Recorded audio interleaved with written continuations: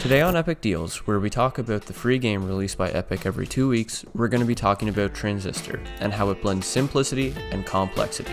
Two attributes that are often thought of as opposites but can be interlaced to create something better than the sum of both. A product that is immediately engaging upon boot up and that is equally engaging at the end for completely different reasons.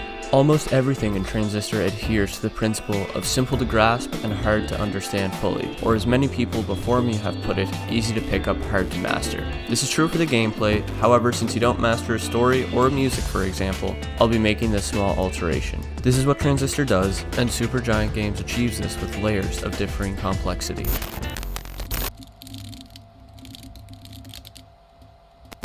Meet Red. She will be your protagonist and player character. She is 27 years old and a singer in the utopian Cloud Bank City, but at this point you don't know that, you just know this. She has a talking sword and seems to have just killed a man. Before long she is attacked by the Process, robotic creatures that have begun to appear since the Camerata, the city's leaders, lost the Transistor, a powerful weapon that Red finds in her hands. The Camerata lost the Transistor by attempting to assassinate Red for an unknown reason, but her lover dove in front of the blade and they both woke up in a street across town with the lover trapped in the Transistor and Red becoming mute. Now Red and the Transistor have to stop the Process and find out what the Camerata knows.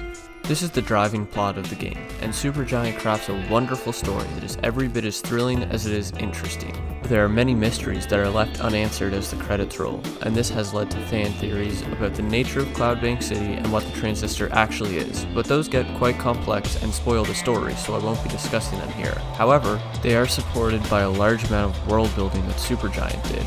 On top of the main story of Red and the Camerata, there are also the stories of the residents of Cloud Bank City. To make the Transistor more powerful, Red has to assimilate the traces left behind from the assassination targets from the Camerata into the Transistor, and these traces are where you learn about the larger mythos of Cloud Bank. Like Preston Moyle, the motorbike racer who made his own bikes and disappeared mysteriously one night ride. This is just one example of the numerous traces Red can find. They give context to the world, and the ability they grant is tied to their personality so that gameplay and story mirror and reinforce each other.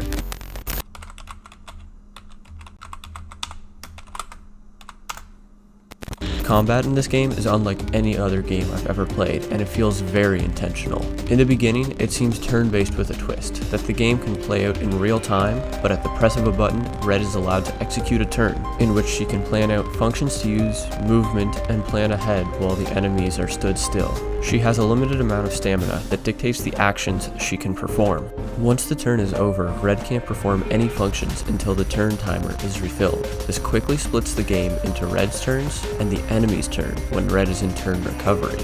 This setup is not concrete though. Learning when to activate turn and when to fight in real time is important, as it can yield devastating results since Red has no limits on functions in real time. But this is kept from being overpowered because Red is fragile. Next, recovery time is solely based on the stamina used. If Red has any stamina left, she can perform any function no matter the cost, meaning she can use well outside the allotted stamina. If Red uses less or more stamina than is allowed in a turn, recovery will last longer or shorter. Knowing this lets playstyles emerge, like safe and calculating or glass cannon. There are so many more nuances to mastering the combat system, but I don't want to bloat this video's runtime, so let's talk about something outside the moment-to-moment gameplay. This is planning and what goes into the next encounter. Each function has three uses: an active, upgrade, or passive use. An active is the main attack that Red will perform, an upgrade is a buff to an active, and a passive is just that, a passive ability that will always be applied. On top of that, each function takes up an amount of memory, which dictates the total amount of functions that can be used for a circumstance. Memory slots, upgrade slots, and passive slots can be leveled up when Red gains experience from fights. Knowing what functions synergize for the maximum use potential or a highly specific use case is important here because you have a limited amount of memory. For example, let's look at the trace of Shermansays mask. I used this as an active to account for a risky playstyle where I would position myself in the most aggressive position, and then with what little stamina I had left during the planning, use masks so that I wouldn't take damage from my poor defensive positioning while in turn recovery. Later, I found this getting me into trouble when enemies countered this kind of play. I then used it as an upgrade with a high damage one-shot function so that a backstab with it would deal an absurd amount. This process of finding uses for the functions in all of the slots leads to interesting situations and shows how well balanced the game is. For the most part, there is no function that is better than the others. All functions have benefits, drawbacks, and multiple use cases that can be exploited with upgrades. This encourages experimentation, as does the Transistor overload protocol. If too much damage is sustained during an individual fight, the Transistor will overload and the highest memory active and upgrade combination will be shorted out. The active will not be able to be used until 2 more checkpoints have been reached. This paired well with each function being tied to a person that I felt responsible for. Even if there was no real negative outcome except for losing the active, I was invested to never lose any function.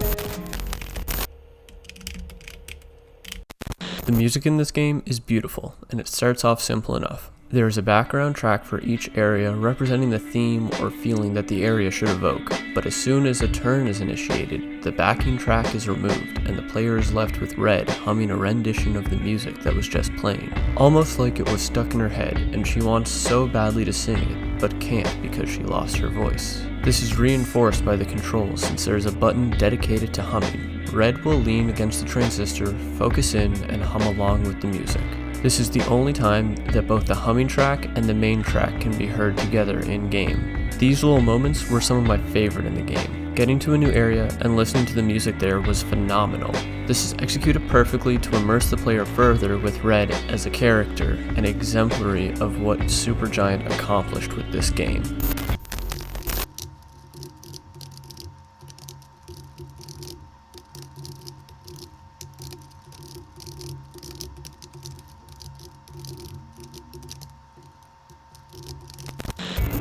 At a surface level, everything about Transistor is easy to understand. The combat is quick and snappy, the story is interesting, and the music is well crafted. But if you dig a little bit, you'll find that these components are much deeper.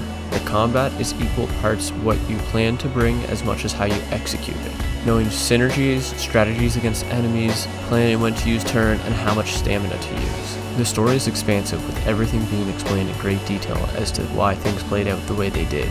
Learning about the lives of the residents in Cloudbank and that the main story lets the player choose what the meaning they want to take from it is. The music builds on all of these themes and works double duty with showing more of Red's personality with each zone. This game was handcrafted with attention to detail and care for every environment. There are so many different aspects that make this an incredible game, more than I can talk about in this video. The best way to experience this piece of art is to play it. With it being free right now on the Epic Games Store, I would highly recommend the 6-hour game. Supergiant is a great studio, and if you want more from them, they also have Hades on the store as well, and it is every bit as polished as Transistor, even though it's only in early access. My name is Shermansays, and I hope that you have a great day.